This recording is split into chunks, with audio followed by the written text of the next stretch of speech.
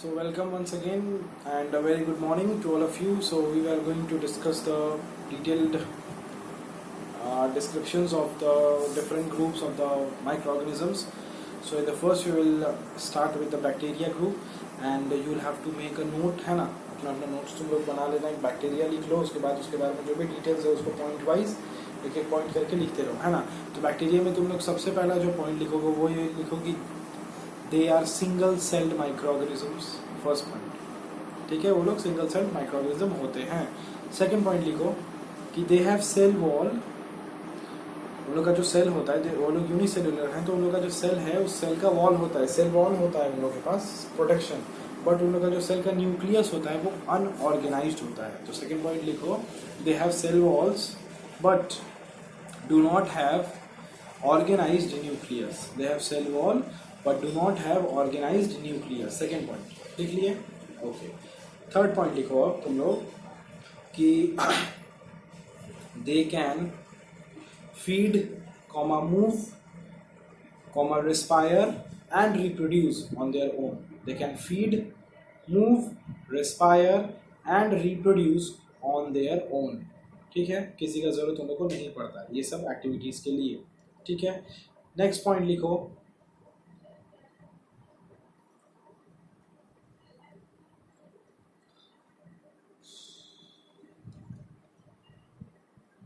ठीक है, next point लिखो तुम लोग there are mainly three types of bacteria. There are mainly three types of bacteria on the basis of their shape on the basis of their shape shape हिसाब से देखा जाए अगर on the basis of shape अगर हम लोग देखते हैं there are generally three type of bacteria. Okay, and what are those three type of bacteria ये तुम लोग ABC करके लिख सकते हो। ठीक है, तो फर्स्ट वाला लिख लो स्फेरिकल बैक्टीरिया। स्फेरिकल स्फीयर होता है ना, SPHERICAL spherical bacteria. Number B rod shaped bacteria, number B rod ROD rod shaped bacteria. And number C लिख लो spiral bacteria, SPIRAL spiral bacteria. Okay, तो on the basis of shape अगर देखा जाए तो थ्री टाइप्स ऑफ बैक्टीरिया जो है वो होते हैं। ठीक है, ओके, अभी देखो बैक्टीरिया का यूजफुलनेस जो है वो कहाँ है वो भी तुम लोग लिख लो, बाद में हम लोग लिखेंगे वो जो होगा वो होगा कि पूरे माइक्रो ऑर्गेनिजम्स का यूजफुलनेस कहाँ है, लेकिन अभी सिर्फ हम बता रहे हैं कि बैक्टीरिया का यूजफुलनेस क्या क्या होता है। एक दो इंपॉर्टेंट पॉइंट्स लिख लो। ठीक है, तो यूजफुलनेस लिख लो है ना बैक्टीरिया में। तो पहला यूजफुलनेस लिख लो कि useful in making food, bracket में कर्ड दे देना, फूड मतलब कर्ड में बैक्टीरिया जैसे पहले बता दिए हैं, तो ये लिख लो useful in making food. Second usefulness लिखो useful in nitrogen fixation, useful in nitrogen fixation and एक ही पॉइंट चल रहा है सेकेंड पॉइंट में, useful in nitrogen fixation and decomposition of waste organic material, useful in nitrogen fixation and decomposition of waste organic material. Okay, ठीक है, okay.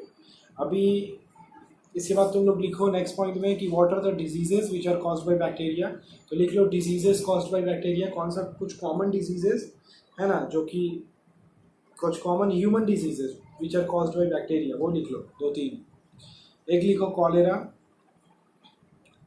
CHOLERA, फिर लिखो टाइफॉइड TYPHOID टाइफॉइड कॉमा, या फिर पॉइंट वाइज लिख रहे हो तो पॉइंट वाइज ही लिखो कोई बात नहीं है ना।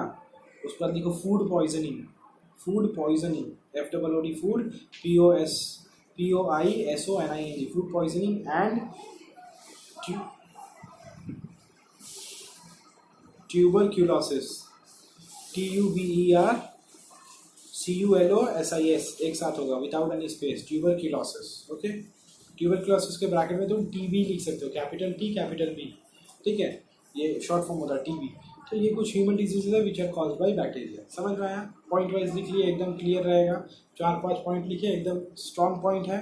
कभी भी अगर भूल जाते हो तो जस्ट कॉपी देखोगे सब याद आ जाएगा है ना। नेक्स्ट पे आते हैं, चलो वायरस पे। ठीक है, ओके, तो वायरसेस में लिख लो तुम लोग सबसे पहला पॉइंट कि viruses are the smallest micro organisms. viruses are the smallest microorganisms which can develop only inside the cells of the host organism, only inside the cells of the host organism. Okay. और जैसा कि हम लोग को पता है, हम लोग बैक्टीरिया में लिखे कि they can move, they can feed, they can respire, they can reproduce by their own. तो ऐसा कुछ भी बैक्टीरिया वायरस नहीं कर सकता है ना, खुद से नहीं कर सकता। Virus need a host cell, वो किसी के बॉडी में एंटर करेगा, उसके बॉडी के सेल्स को यूज करके वो ये सब काम करेगा, खुद से वो नहीं कर सकता। इसीलिए वायरस के लिए हम लोग बोलते हैं वायरस इज, है ना, virus is a dead organism outside the host body and it is a living organism inside the host body. जब तक वो होस्ट बॉडी के बाहर रहता है तब तक वो डेड रहता है, वो कुछ नहीं कर सकता। क्यों? क्योंकि उसके पास करने के लिए सेल्स ही तो नहीं है। वायरस इज अ एसेल्यूलर ऑर्गेनिज्म, उसके पास सेल ही नहीं होता। एसेल्यूलर, ACELLULAR, एसेल्यूलर ऑर्गेनिज्म, ये भी तुम लोग जान लो, ठीक है। अच्छा, एंड ये एसेल्यूलर है और ये खुद से कुछ भी नहीं कर सकता। ये कभी भी होस्ट के बॉडी में जब एंटर करेगा तब होस्ट के बॉडी का सेल्स को यूज़ करके ये सारा का सारा एक्शन करता है, ठीक है, याद रखना है इस बात। ओके ओके, नेक्स्ट है, देख लो, virus causes a variety of diseases. तो ये वायरस के बारे में कुछ पॉइंट लिख लिए। यूजफुलनेस वायरस का कुछ दिख नहीं रहा है हमको, कुछ ज़्यादा होता नहीं है। वायरसेस का कुछ डिजीजेस लिखो, diseases, human diseases caused bye viruses, फटाफट लिख लो कुछ डिजीजेस का नाम। Common cold, polio, chicken pox and small pox, okay, and HIV भी लिख लेना, capital H, capital I, capital V, HIV, ठीक है, HIV, ठीक है। ये सब कुछ वायरसेस हैं, ठीक है। तो अच्छा, HIV जो है ये डिजीज़ नहीं है, HIV एक वायरस का नाम है, और HIV वायरस की वजह से जो डिजीज़ होता है वो एड्स होता है। तो तुम लोग डिजीजेज में लिखो, कॉमन कोल्ड लिख लिए हो, पोलियो लिखे, चिकन पॉक्स लिखे, स्मॉल पॉक्स लिखे, और एड्स लिखो, एड्स, AIDS, कैपिटल में होगा सब, AIDS कैपिटल में, एड्स। तो AIDS is a disease which is caused by HIV virus. HIV virus उसको, एड्स डिजीज को करता है, ठीक है। अब यहाँ पे एड्स और HIV दोनों का फुल फॉर्म जानना तुम लोग के लिए इम्पोर्टेंट है। तो HIV का फुल फॉर्म पहले लिखो नीचे। HIV का लिख लो human immunodeficiency, human immuno, IMMUNO deficiency, DEFICIENCY, deficiency virus, VIRUS virus, HIV हो गया। अभी नेक्स्ट लाइन में तुम लोग एड्स का फुल फॉर्म लिखो, AIDS, एड्स, ठीक है। लिखो एक्वायर्ड, ACQUIRED, एक्वायर्ड। I से होता है इम्यूनो, IMMUNO, इम्यूनो। D से होता है डेफिशिएंसी, DEFICIENCY, डेफिशिएंसी। S से होता है syndrome, SYNDROME, acquired immuno deficiency syndrome. Understood? ये हो गया एड्स का फुल फॉर्म, जानना जरूरी था एक्चुअली, ठीक है। अच्छा, ठीक है, ओके, आगे बढ़ते हैं।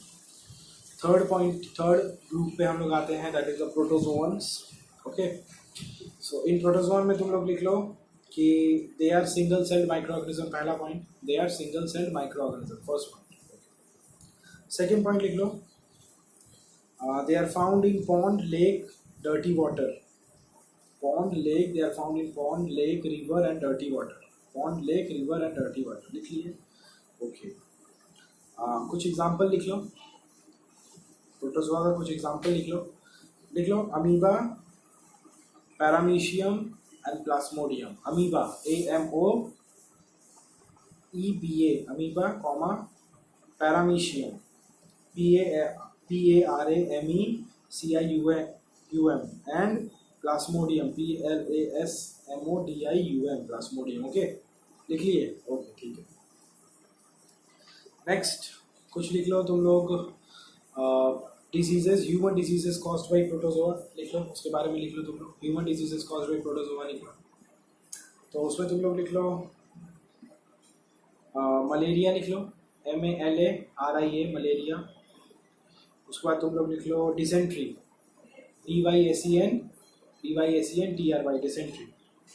ओके ओके चलो ठीक है।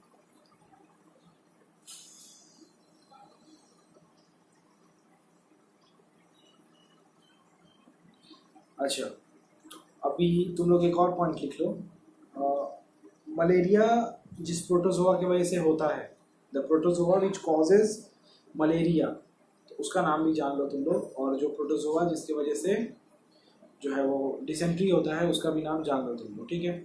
तो ये लिखो कि Plasmodium is a protozoa which causes malaria in humans, Plasmodium, ठीक है। और नेक्स्ट में लिखो Entamoeba, ENT amoeba, ENTAMOEBA, Entamoeba causes amoebic dysentery. Amoebic dysentery. Amoebic means AMOEBIC। Amoeba से कॉज किया हुआ जो डिसेंट्री है वो एमीबिक है ना। कौन कॉज करता है? एंटामीबा कॉज करता है ना, एंटामीबा, ठीक है। तो ये सारा कुछ पॉइंट्स हो गया इंपॉर्टेंट इन लोगों के बारे में, ठीक है। Moving to the next topic, that is about the fourth group, that is algae, ALGAE, algae group, okay। algae में लिख लो कि they are simple plant like organism, first point, they are simple plant like organism, first point। second point लिखो they contain chlorophyll and produce the food by photosynthesis, second point, they contain chlorophyll and produce food by photosynthesis, second point, okay ठीक है। Third point लिखो they do not have proper roots, stems and leaves, they do not have proper roots, stems and leaves, third point लिख लो। Done. Example लिख लो एक दो तो जो कि बहुत इंपॉर्टेंट है। ब्लू ग्रीन एल्गे, एक एल्गे का नाम है। अच्छा सेकंड लिखो एग्जाम्पल में spirogyra, SPIROGYRA without any space, SPIROGYRA, spirogyra. And diatoms, DIATOMS, these are the name of some algae, okay, diatoms। तो ये कुछ एग्जाम्पल हैं, ठीक है।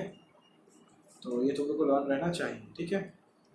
ओके नेक्स्ट पॉइंट लिखो most of the algae are multicellular, most of the algae are multicellular, लिख लिए।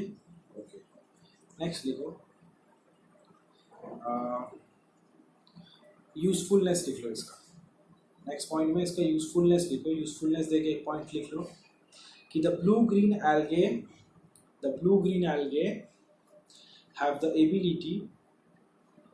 ability to fix nitrogen gas of atmosphere, ठीक है। नाइट्रोजन फिक्सेशन कर सकता है ये algae. The blue green algae have the ability to fix atmospheric nitrogen, है ना, ठीक है। ये हो गया। Next moving towards the next, that is the last group, that is the fungi group. इसमें लिखो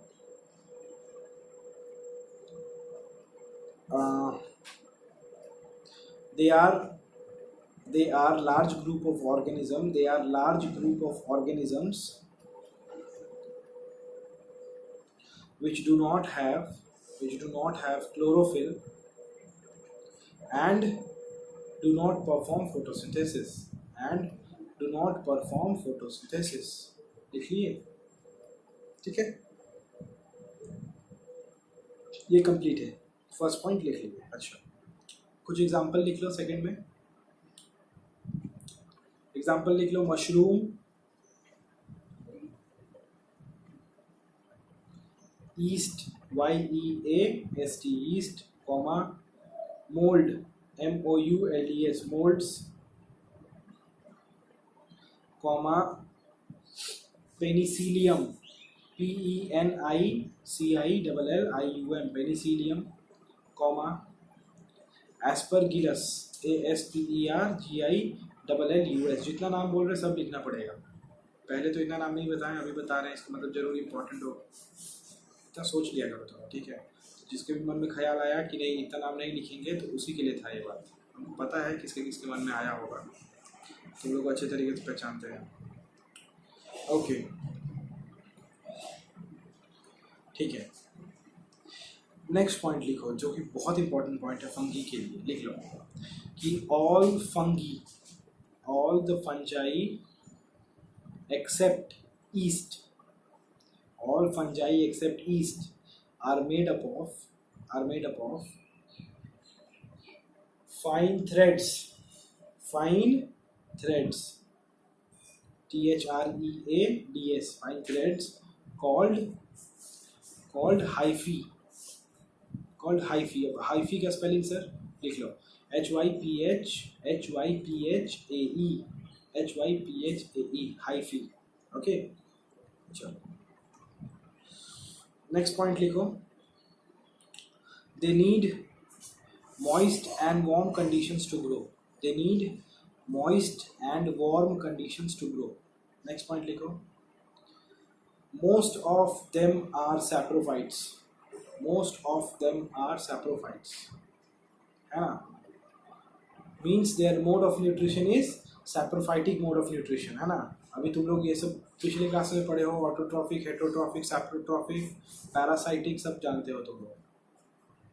ओके फिर भी हम बता देते हैं, saprophytic means those organism which feed on the dead and decaying matter are known as saprophytes. Okay ये revision हो गया तुम लोग का, ठीक है। अच्छा ठीक है, नाउ नेक्स्ट लिख लो some human diseases caused by fungi. लिखो ringworm, RINGWORM, ringworm, and athlete's foot, ATHLETES, athlete's foot, FOOT, foot। Okay, so these are some of the examples of your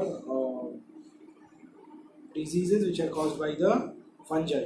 Okay, understood? So this is all about the description of these organisms। जितना बताए हैं उससे ज़्यादा नहीं पूछता है कभी भी एग्जाम में, लेकिन जितना बताए हैं उतना तुम लोग को पता रहना चाहिए। Exactly word to word, sentence to sentence, तब कोई दिक्कत तुम लोग को जो है वो नहीं आएगा, कभी नहीं आएगा, गारंटी है, ठीक है। इसके बाद हम लोग और भी आगे डिस्कस करेंगे यूजफुलनेस एंड हार्मफुलनेस पूरे माइक्रो ऑर्गेनिजम्स को लेकर, लेकिन अभी हम लोग जो किए वो काफ़ी है, ठीक है। इसके बाद हम लोग और बहुत कुछ है इस चैप्टर में, बहुत कुछ एक्चुअली डिस्कस करने को। ये चैप्टर बहुत बड़ा है और बहुत अच्छा भी है, बहुत इंटरेस्टिंग है, बहुत नॉलेजेबल है। इस चैप्टर को पढ़ने के बाद तुम बहुत कुछ जान जाओगे, बहुत कुछ सीख जाओगे, है ना, बहुत कुछ, ये मेरा गारंटी है। एक्चुअली ये चैप्टर सीरियसली बहुत अच्छा है। तो बस यही बोलना था, और कुछ तो नहीं है। अगले क्लास में फिर फर्दर कंटिन्यू करेंगे हम लोग जो भी है ना, एक ही दिन सब नहीं कर सकते, तो बस यही बात है। तो hope you have understood all the thing. Chapter को रीड कर लेना जहाँ तक पढ़े हैं हम लोग, है ना, कम से कम वहाँ तक, उससे आगे करना चाहते हो तो कर सकते हो, कोई प्रॉब्लम नहीं है ना, इतना कर लेना। और बस that's all for today, will meet in the next class with a new concept.